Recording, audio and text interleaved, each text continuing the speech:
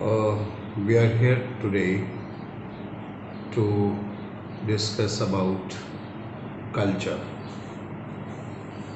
As you know that the topic of this video lecture is what is culture. In this lecture, we would try to theorize what culture is. We will try to try to develop an understanding of culture. We will try to see how the experts and how different scholars have seen and defined culture. This lecture, you must know, is quite long and you may find it quite jarring also. My suggestion is that you should listen to this lecture in 2-3 installments. You may make a pause after 20-30 minutes, but certainly I would like to request you to go through it till the end, maybe with some pauses, but you should go through it till the end. Friends, I would like to begin this lecture with a definition by Jawaharlal Nehru. Nehru once said in one of his letters to his daughter Indira that culture is widening of the mind and of the spirit. So look here what Nehru is saying. He is looking at culture as a source that widens the mind and that also widens our spirit. Friends, before going to different definitions of culture, let us see what the dictionaries literally say about culture. What is the dictionary meaning of the word culture? According to Merriam-Webster dictionary, culture is the customary beliefs, social forms, and material traits of a racial or religious or social group. The dictionary also says that culture is the characteristic features of everyday existence shared by people in a place or time. Defining the defining culture further, the same dictionary, that is Merriam-Webster, says okay, that culture is the integrated pattern of human knowledge, belief, and behavior that depends upon the capacity for learning and transmitting knowledge to succeeding generations. In another meaning, the dictionary, Merriam-Webster dictionary says that culture is enlightenment and excellence of taste acquired by intellectual and aesthetic training. It is also acquaintance with and taste in fine arts, humanities, and the broader aspect of science as distinguished from vocational and technical skills. So this was Merriam-Webster. A very popular website on the net called dictionary.com looks at culture as noun and it defines culture as the quality in a person or society that arises from a concern for what is regarded as excellent in art, letters, manners, and scholarly pursuits. So, friends, look here. The dictionary underlines culture as that which is excellent in arts, manners, letters, and scholarly pursuits. The dictionary.com further defines culture as a particular form or a stage of civilization as that of a certain nation or period, for example, Greek culture, Chinese culture, for example. It has also been seen by the same dictionary.com as a development or improvement of the mind by education or training. It is the behavior and belief characteristic of a particular social, ethnic, or age group, for example, youth culture. Uh, Now let us come to the theoretical aspect. Friends, culture is a complex concept. Which influences virtually every aspect of our life. So it is very complex, and it certainly influences almost every aspect of our lives, both at the level of subconscious and at the level of conscious.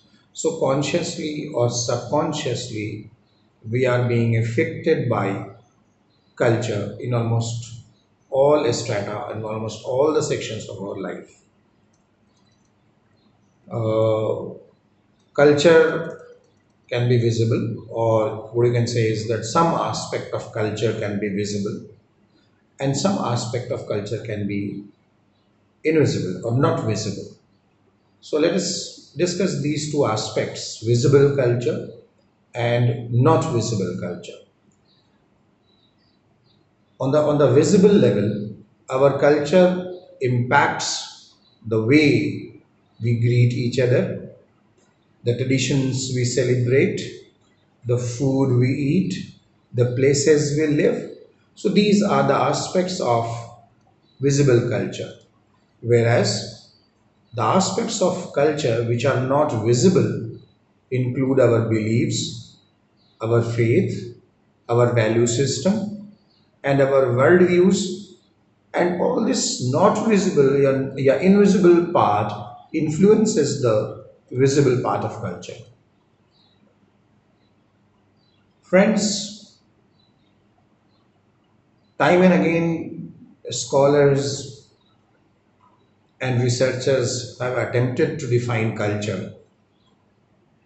And the most common definition of culture defines it as a system of values and beliefs which we share with others, all of which gives us a sense of belonging or identity.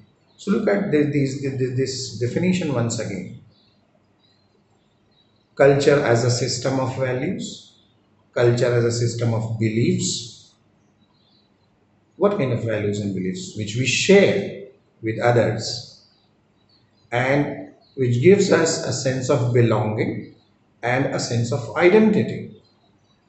Culture is comprised of elements such as history, religion, language, traditions, values, beliefs, customs, etc. It is instilled in our life, but it is not static, it is constantly evolving. Though it is instilled inside us in our lives, but it is not static, it never remains static, it is constantly evolving. Culture defines who we are and how we should behave and how we must be understood. Dear friends, researchers and writers from different fields of studies have developed various approaches to explain the concept of culture. Let us take some of the definitions here, and this may shed some light on different aspects of culture. G.H. Hofstede says that culture is a collective programming of the mind which distinguishes the member of one human group from another. So it is.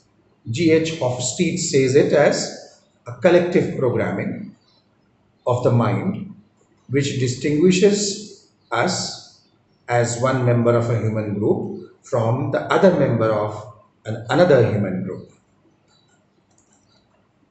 Shalom Schwartz says that culture is a rich complex of meanings, beliefs, practices, symbols, norms, and values prevalent among people in a society. So look here, look at these the keywords which Shalom Schwartz is highlighting. He is looking at culture as a rich complex consisting of meanings, beliefs, practices, symbols, norms, and values that are prevalent among the people in a society. Fons Trampenas defines culture as a dynamic process of solving human problems and dilemmas in areas of human relationships, time, and nature. So, friends, these were different definitions, and you must have realized that all these definitions were shedding different lights on multiple aspects of culture. Dear friends, understanding the underlying norms and values of culture is essential if you're trying to understand the people belonging to your culture or the people belonging to other culture. So it is very important for us that we should try to understand the underlying norms and underlying values of culture. And why it is essential? Because it is essential because in order to understand people belonging to our culture or in order to understand people belonging to other culture, it is quite important to to try and understand the underlying norms and values of culture. It is also important for cross-cultural understanding. And look here, cross-cultural understanding is a demand nowadays. It's a need of the present society of mankind. Unfortunately, we're not too much taking care of this, but this cross-cultural understanding will certainly help you understand how the complexity of your own culture and that of the culture of others can impact relations, negotiations, and interactions. So, dear friends, relations, our relations with other society, with other group, with other race, with other ethnic group, whatsoever. So, our relations, our negotiations, and our interactions all are influenced by our understanding of having an understanding of cross-cultural aspects.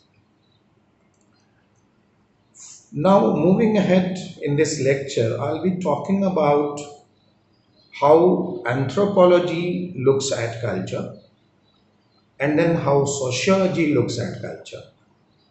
And then I'll try to conclude. So let us friend now discuss that how the people of anthropology or the people of anthropological research look at culture.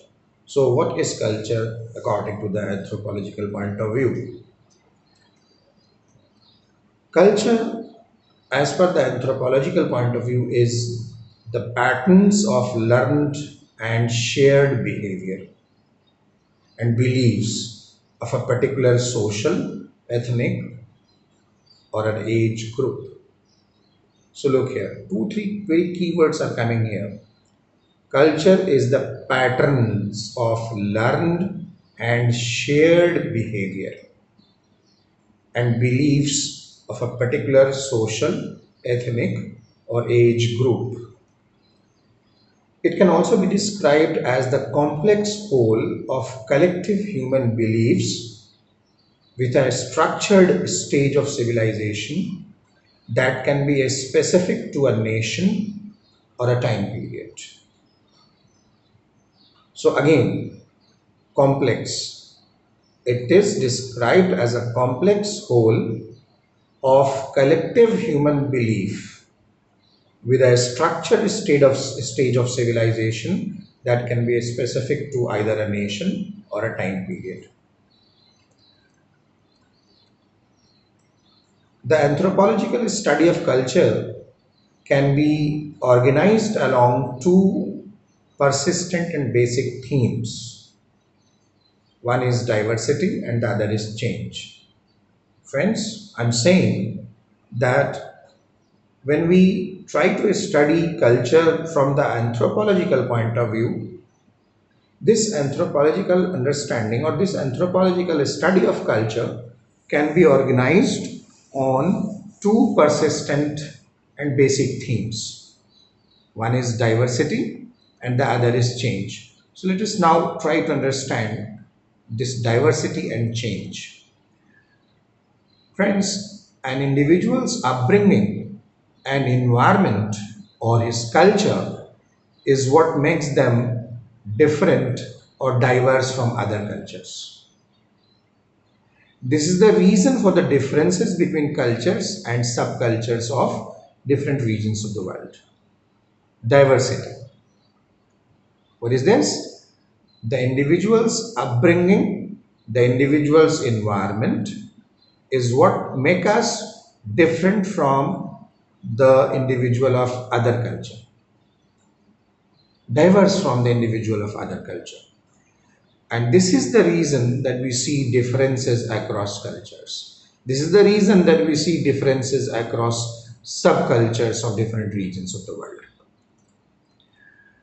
People need to adapt and transform to physical, biological, and cultural forces to survive represents the second theme, that is change. So you need to change. So peoples need to change themselves. Peoples need to adapt themselves and transform themselves to physical, biological, and cultural forces for the survival represents the second theme, that is change. So culture generally changes for one or two reasons. One is selective transmission, and the other is to meet the changing needs, the changing requirements. What does this mean? This means that when a culture is met with new challenges, for example, because of a loss of food or the loss of a food source, a village or a society feels compelled to move. So this means that when a culture is met with new challenges, they must change the way they live. So this change is very important. Now let us see some of the very important and pertinent aspects of culture. Culture is learned. This is number one. Number two, culture is shared. So look at these keywords. Learned, culture is learned, culture is shared. Culture is patterned. There is a specific pattern, there is a specific design. So the third keyword is patterned. Culture is patterned. Culture is adaptive. It changes, it adapts. So culture is adaptive. And lastly, culture is symbolic. So what we have done is that we have taken two, three key phrases. One was that culture is learned, culture is shared, culture is patterned, culture is adaptive, and culture is symbolic. Now let us come to a very prominent discussion in the sociological and anthropological arena. And this discussion, this discourse is regarding culture versus culture. Friends, when I say culture versus culture, what do you mean? The first culture is culture with an uppercase C, a capital C, culture. And the second culture of culture versus culture is a lowercase c, a small c, what you can say. At its most basic level, the difference between culture with a capital C and and culture with a small c is in the way they are defined. Culture with a capital C refers to the ability of the human species to absorb and imitate patterned and symbolic ideas that ultimately further their survival. This is culture with a capital C. It refers to the ability of the human species to absorb and to imitate patterned and symbolic ideas that ultimately further our survival. Culture with capital C is a trait that all humans have, whereas culture with the lowercase c refers to a particular learned way of life and set of patterns an individual has picked up, representing one variation among many different cultures. So this concept of culture versus culture becomes very complex when it comes to how the two terms are misinterpreted and misused. Originally, the overlap of the two concepts had a positive effect, especially during the colonial times. It helped spread the idea that vulnerable, seemingly primitive, and uncivilized cultures had some intrinsic value and deserved protection from other more dominant cultures. But there are drawbacks also to this mentality, as it assumes first that culture is a static thing, that it can be preserved unchanged by the changing people and changing times. And this is, you remember we said that it is culture is changing, it is not a static. So this belief that the vulnerable, seemingly primitive, uncivilized cultures had to be protected from other dominating cultures. It has some intrinsic value. True, and certainly it is a very positive aspect, but it has one drawback, and the drawback is that this belief assumes that culture is a static thing and hence it can be preserved. It also assumes that people accept at face value and do not wish to change their patterns or ways of life. If people then do change, often they are criticized by member from within their culture or outside their culture for not valuing the authenticity, for not valuing the tradition of their culture. So this relates to this theme culture versus culture, in that anthropology's focus and appreciation of culture with a capital C and how it develops differently can be twisted when talking about cultural relativism or human rights. So one very important aspect is coming here, one very important terminology now is coming here, and that is cultural relativism. We will talk about this in the further course of our discussion. So, appreciation and defense of culture does not imply blind tolerance to all aspects of all culture. A pertinent example of this would be female genital cutting, and how, as an aspect of little c culture, it can be examined and judged as a violation of human rights. So, this does not, however, diminish an anthropologist's appreciation for the ability of the human being to develop culture. An example of how defense of culture has been misused is can be seen in apartheid South Africa, where the white supremacist government justified the oppression of black Africans or the Bantu people because their aim was a higher Bantu culture and not at producing black Europeans. They argued that not race but culture was the true base of difference, the sign of destiny, and cultural differences were to be valued. In such case, the abuse of the term is quite clear in that they were using it as a basis for unequal treatment and access to services such as education.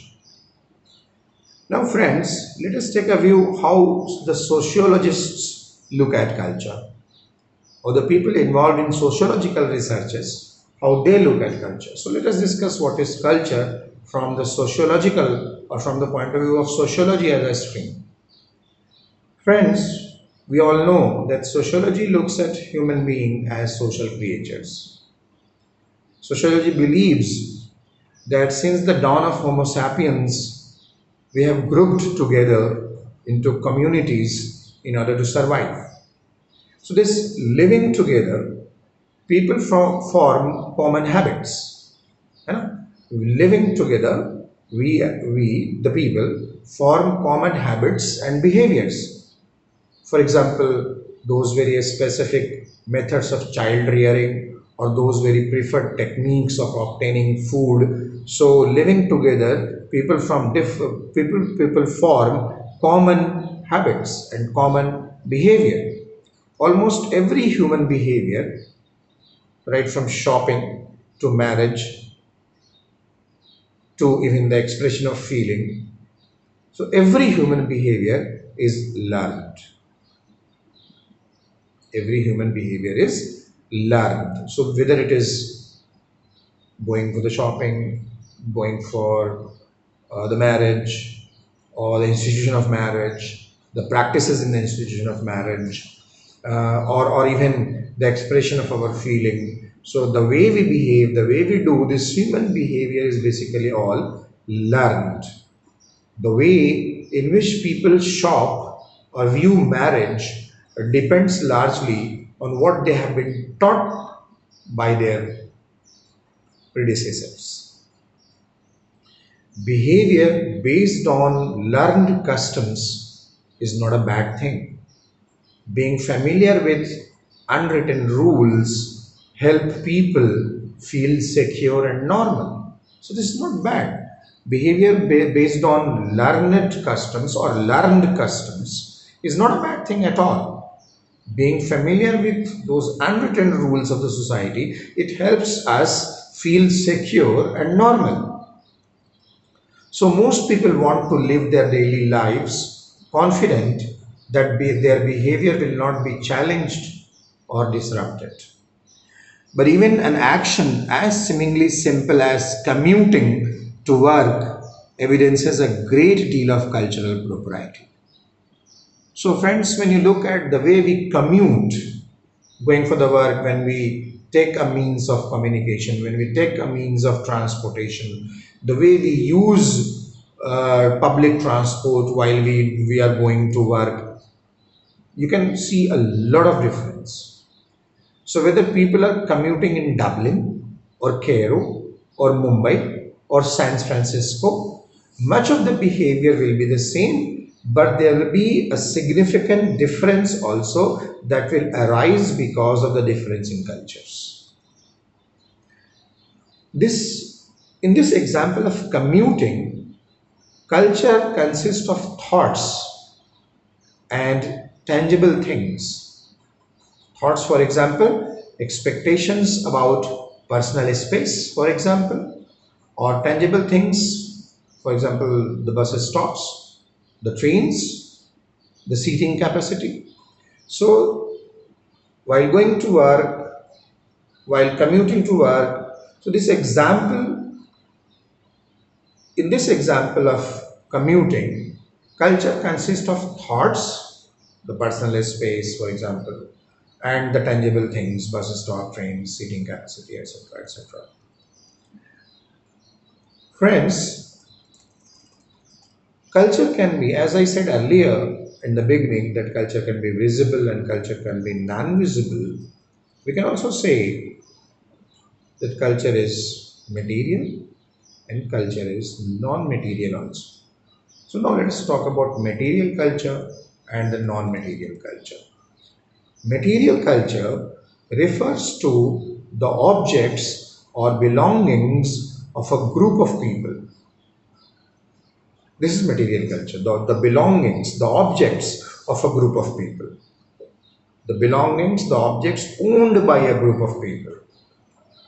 For example, the bus tickets. For example, the metro passes. This is a part of material culture. For example, the automobiles. For example, the stores. For example, the physical structures where we worship. So our places of worship, our vehicles, our automobiles, our departmental stores, our metro passes, our train bus tickets, they are part of the material culture. So the objects or the belongings of a group of people is a part of our material culture. Whereas the non-material culture consists of ideas, attitudes, beliefs, faiths, practices, norms, customs, traditions of the society.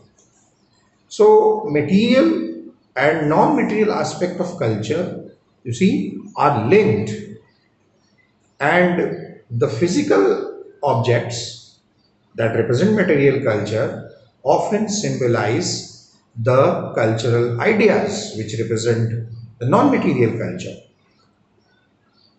For example, the metro pass. Now, this is a material object. It is a part of our material culture. But this metro pass is a representative of a non-material culture. And do you know what is that? Capitalism. This metro part is a material object which symbolizes or which represents a non-material culture, namely capitalism. So clothing, hairstyles, jewelry are part of material culture, whereas the appropriateness of wearing clothing on a certain occasion, certain specific clothings on certain specific occasions, this reflect the non-material culture. A school building belongs to a material culture, whereas the teaching methodology that is used there in that school, the educational standard that is tried to be achieved there in that school is a part of education's non-material culture. So these material and non-material aspect of culture can vary very subtly from region to region. As people travel farther afield, moving from different regions to entirely different parts of the world, certain material and non-material aspects of culture become dramatically unfamiliar.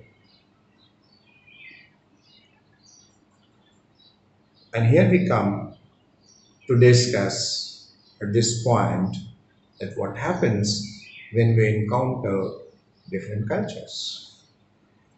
As we interact with cultures other than our own, we become more aware of the differences, and we also become aware of the commonalities between the world of others and our own.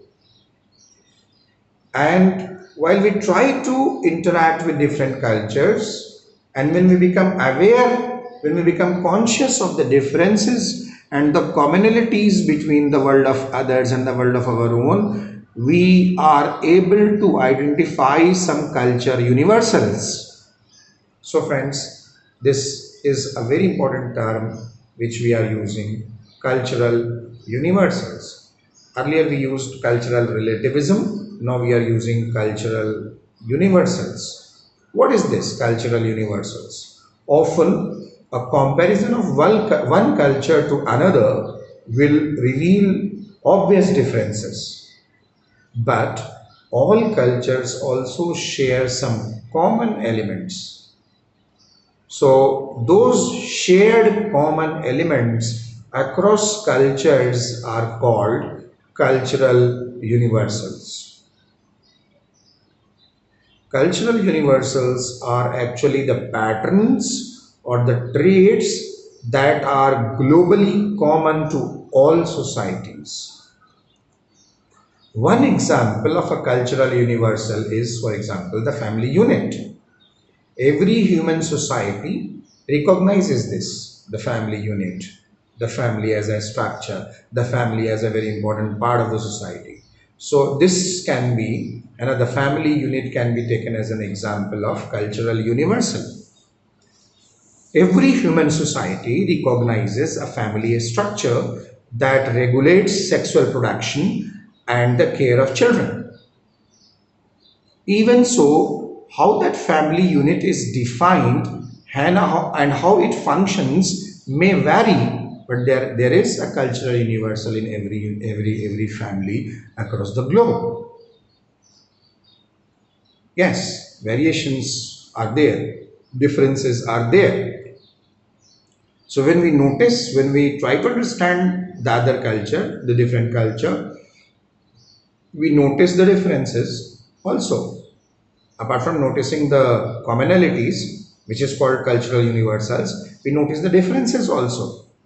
For example, in many Asian cultures, family members from all generations live together in one household. In these cultures, even the young adults continue to live in the extended household family even after the marriage.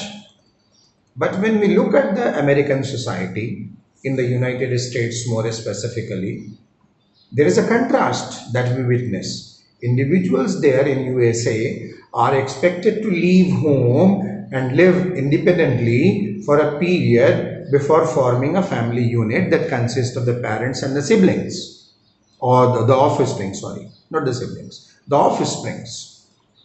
So other cultural universals include customs like funeral rites.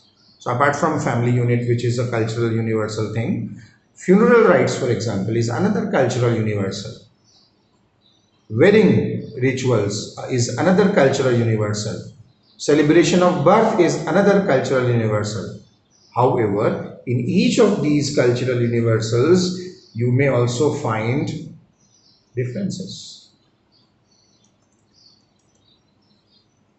Friends, anthropologist, a very famous anthropologist, George Murdoch, was the first anthropologist who recognized the existence of cultural universals when he was studying systems of kinship around the world.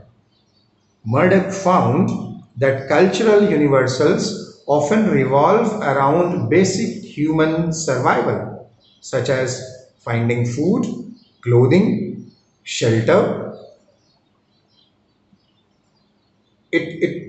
It revolves around shared human experiences such as birth, death, or illness, or healing. So, through this research, Murdoch identified other universals also, like languages, the concept of personal names, and very interestingly, jokes. Yes, dear friends, humor is also a universal way of releasing the tensions and create a sense of unity among the people. So humor is also a cultural universal. Language is also a cultural universal. The concept of personal nouns, personal names is also a cultural universal.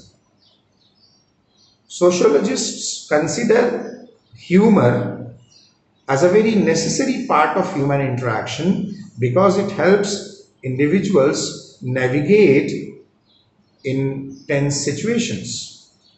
Now, at this juncture, let us raise a question about music. Is music a cultural universal? And I hope that you will instantly answer yes. Dear friends, you are correct. Music has the ability to evoke emotional responses. Music elicits laughter, sadness, and fear.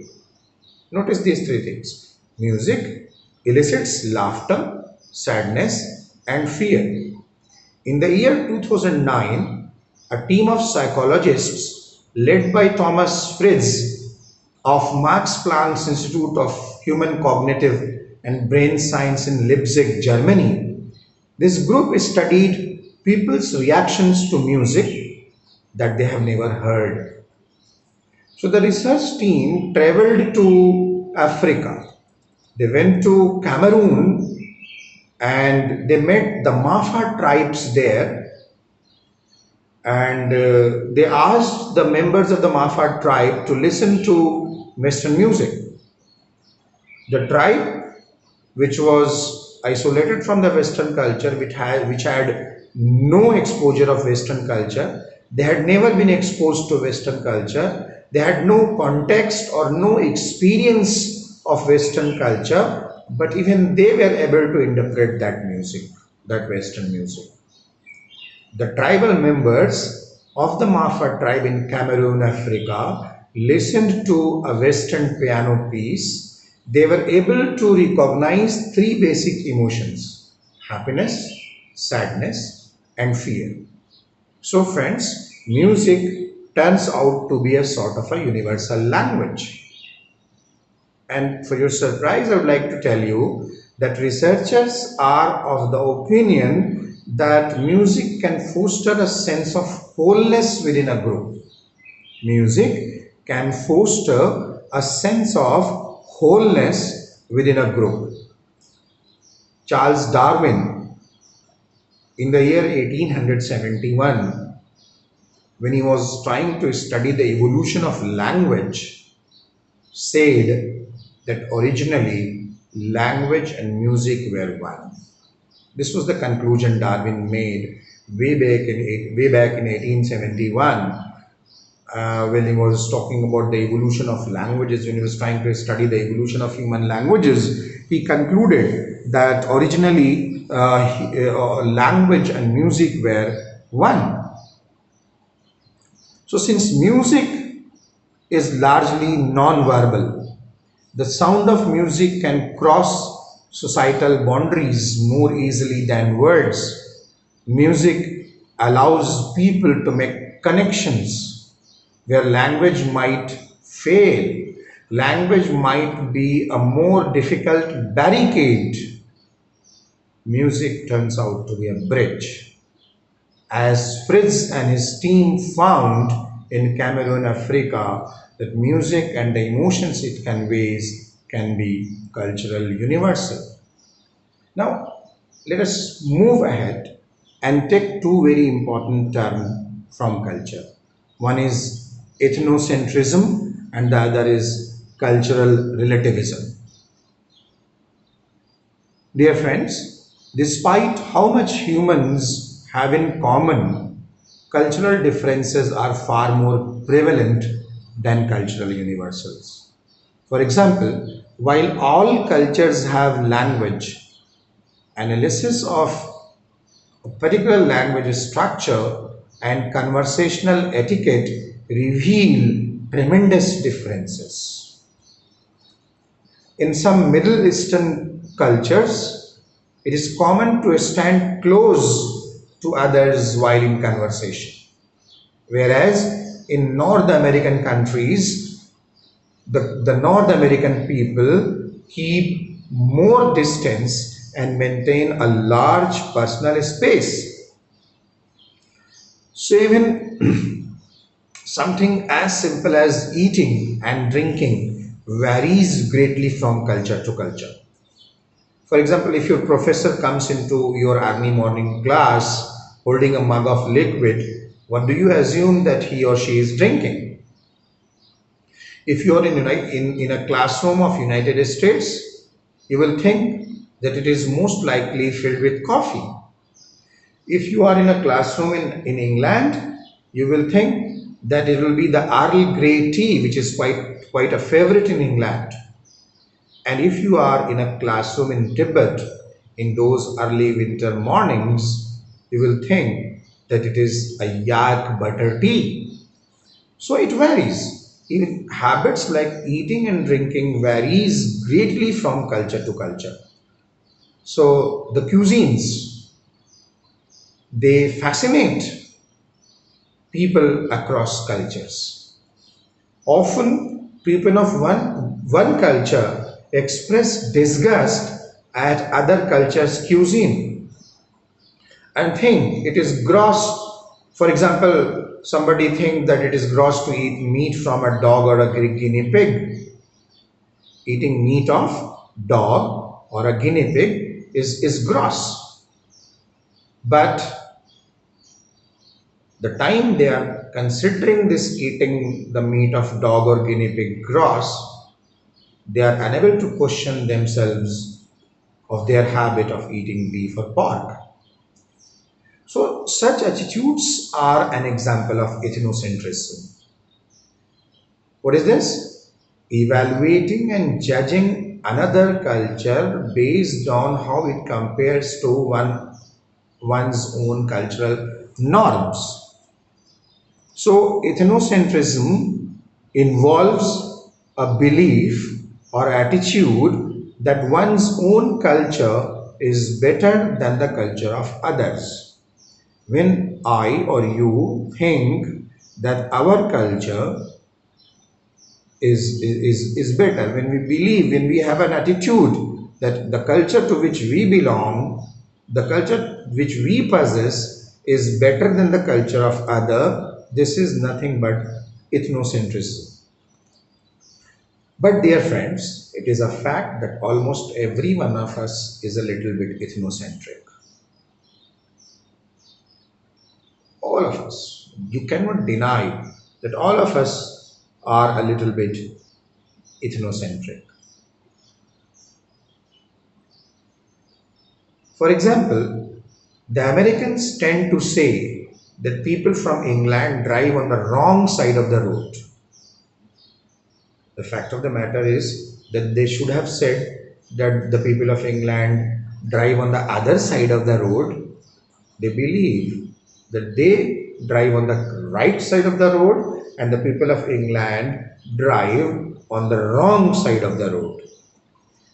So someone from a country where dog meat is a standard fare might be surprised to see a dog in a French restaurant. A dog, not on a platter, but as a pet and as the companion of the owner of that restaurant. A good example of ethnocentrism can be referring to the parts of Asia as Far East. You must have heard this phrase, Far East Asia. So one might question, Far East of what? Far East from where? So this is calling some parts of Asia, some countries of Asia as Far East is nothing but an ethnocentric attitude. Similarly, calling the Asian countries as the Orient, calling us the Orientalists, is a typical European example of ethnocentrism. A high level of appreciation of one's own culture can be healthy. There is nothing bad in it. So a very high level of appreciation of one's own culture can be healthy. A shared sense of community pride, and it connects the people in a society. But ethnocentrism can lead to disdain or dislike of other culture, and this could cause misunderstanding and conflict. So this is bad. Ethnocentrism that leads to disdain or dislike of other cultures and that cause misunderstanding and conflict is bad, is not advisable. So people with the best intentions sometimes travel to a society to help its people because they see them as uneducated or backward, essentially inferior. In reality, these travelers who are looking at the people of that region where they travel as culturally backward, uneducated, or culturally inferior. This is an example of cultural imperialism. So friends, we are using another term, cultural imperialism. And this is a very important aspect. Cultural imperialism is the deliberate imposition of one's own cultural values on another culture. And this cultural imperialism began in the 16th century European cultural colonial expansions. You know? So with the colonial expansion of Europe in the 16th century, this was always accompanied with a severe cultural imperialism. The European colonizers often viewed the people in the lands they colonized as uncultured savages who were, according to them, were in need of European governance, were in need of European dress, religion, and other cultural practices. Friends, a very modern example of cultural imperialism is the approach of those international aid agencies who compel the countries to introduce agricultural methods and plant a species from developed countries while overlooking the indigenous varieties and agricultural approaches that are better suited to the particular region. So this is nothing but an example of cultural imperialism. Friends, ethnocentrism can also be so strong when confronted with all the differences of a new culture. One may experience disorientation and frustration. And this, the people of sociology called as cultural shock, or rather, the better term is culture shock. I'll try to explain it in the next part of the lecture. But this culture shock is an outcome of ethnocentrism. Sometimes this ethnocentrism becomes so strong that when it is confronted with all of the differences of a new culture, one may experience disorientation and frustration. And this stage of disorientation and frustration is called culture shock. Cultural relativism, which we referred earlier, is the practice of assessing a culture by its own standards rather than viewing it through the lens of one's own culture. So practicing cultural relativism is pleaded, is supported. This practicing cultural relativism requires an open mind and a willingness to consider, a willingness even to adopt the new values and the new norms. However, indiscriminately embracing everything about a new culture is not always possible. This is also a fact. Embracing indiscriminately everything from a new culture is not always possible. So sometimes when people attempt to rectify feelings of ethnocentrism, they develop cultural relativism, but they go to a very great extent, they go in this attempt to develop cultural relativism to rectify the feelings of ethnocentrism, they swing too far to the other end of the spectrum. And here it becomes very difficult. Another important terminology here I would like to refer is Zenocentrism. Friends, Zenocentrism is opposite of ethnocentrism. It refers to the belief that another culture is superior to our own culture. The belief, the acceptance that yes, our is not a superior culture, our is not a better culture, theirs is a superior culture, theirs is a better culture. So this feeling, this belief that another culture is superior than our own is Zenocentrism. Perhaps the greatest challenge for sociologists is studying different cultures is the matter of keeping a perspective. It is impossible for anyone to keep all cultural biases at bay. You cannot be very impartial. You cannot say that I am 100% impartial as far as culture is concerned. I have no biasness. I have no cultural biases. You cannot say. So it is almost difficult. It is almost impossible for everyone to keep all cultural biases at bay. The best we can do is to strive to be aware of. That is the thing, that we should be aware that what is there. Pride in one's own culture does not have to lead to imposing its values on others. This we must be careful about. We may take pride in our culture, but this taking pride in our own culture does not have to lead to imposing its values on others.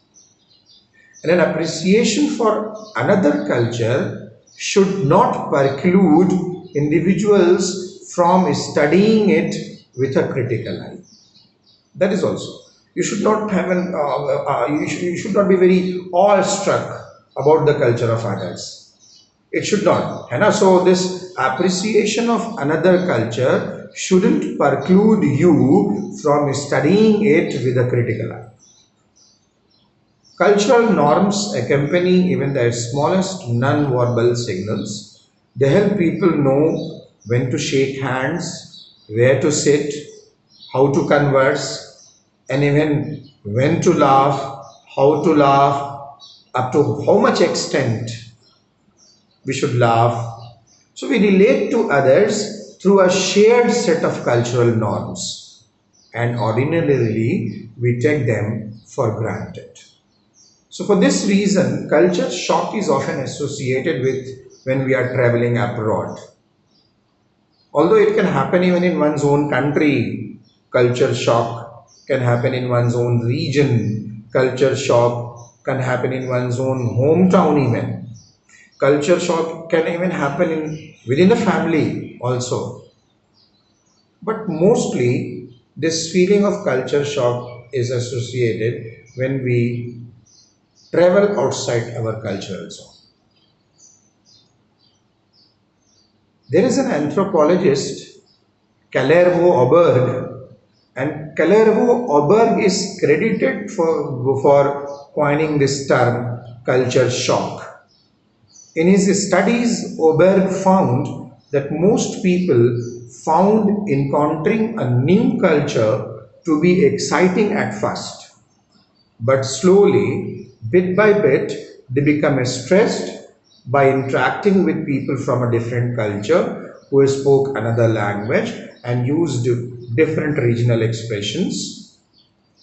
There was new food to digest, new daily schedules to follow, new rules of etiquette to learn. So living with this constant stress can make people feel incompetent, insecure. This will result in people reacting to frustration in a new culture by initially either rejecting it or they may start glorifying their own culture. It helps to remember that culture is learned. We should keep this in mind. Everyone is ethnocentric to an extent, but identifying with one's own culture is quite natural. Now let us now come towards the concluding part of our lecture. Let us now try to wrap up. Culture, as we said earlier, can be material. So this can be one type, material culture. Another type is non-material culture. We can also have a concept called, a type called real culture and ideal culture. So real is that which actually exists and the ideal is which we try to achieve in the society. So there can be a real culture and there can be an ideal culture. We may also have personal culture, interpersonal culture, national culture and a universal culture. At this juncture, I would like to make you remember what Nehru says about culture. And he says very emphatically and very strongly, and this is what I personally also believe, that culture is designed, it is formed by a region. Culture is designed and formed by geography. Culture is designed and formed by climate. Culture is formed and designed by soil. So look here, four very important aspects. The region impacts, influences culture very much. So your culture will be decided not by somebody who is sitting in Rome or somebody sitting in Saudi Arabia. Your culture will be decided by the region in which you live. Your culture will not be decided by the geography of Saudi Arabia or the geography of Italy. Your culture will be decided by the geography of the region, the country in which you live. Your culture will not be defined by the climate of the polar regions. Your culture will not be defined by the climate of Saudi Arabia or Rome or, say, for example, China. Your dress will not be decided by the climate and the geography of Saudi Arabia or the climate or the geography of Rome or the climate or the geography of China. And soil also plays a very important role in the formation of culture. Soil, yes, dear friends, soil, the quality of soil, you must have studied this in geography. And if you try to notice that the people of the, what you can say, the plain regions, the people of the desert regions, the people of the black soil regions, the people of the clay, the alluvial soil regions. So soil plays a very important role in the formation of the culture. And yes, Nehru believes, and I do agree with that even religion also forms culture. But true that religion sometimes create culture, but mostly I believe it damages culture. And how it damages culture? How religion damages culture? Religion damages culture by making our mind aesthetic and dogmatic. Remember, we said culture is evolving, culture is changing. Culture cannot remain static. Religion tries to make the mind of man aesthetic. Religion tries to make the mind of man dogmatic. By doing so, religion is actually damaging the culture. Religion tells you to follow the culture of the region of the region where the specific religion which you believe originated. How it is possible? You are living in a region which is different from the region where your religion originated. You are living in a geography, you are living in a climate, you are living in a soil which is very different from the region in which your religion originated. So it is not possible to follow the culture of that region. It's not possible to follow the food habits of that culture. It's not possible to follow the marriage rituals of that culture. It is not possible to follow the traditions of that culture where your religion originated. You must be and you will be naturally following the culture of your region, of your soil, of your geography, of your climate. So that belief that there is the concept that there is something called pure culture is a wrong belief. It is impossible to have a pure culture. Culture, dear friends, is like an acquired pair of glasses through which we see life. I'm summing up and I'm again trying to theorize culture. Culture is like an acquired pair of glasses through which we see life. Culture is treasure. Culture is a part of our collective consciousness. Do you remember Carl Jung, and his theory of collective consciousness? Dear friends, culture is a part of our collective consciousness. Culture is a part of our sense perception. Dear friends, culture unites people. Culture divides them. Culture is us. Culture is us. Thank you very much.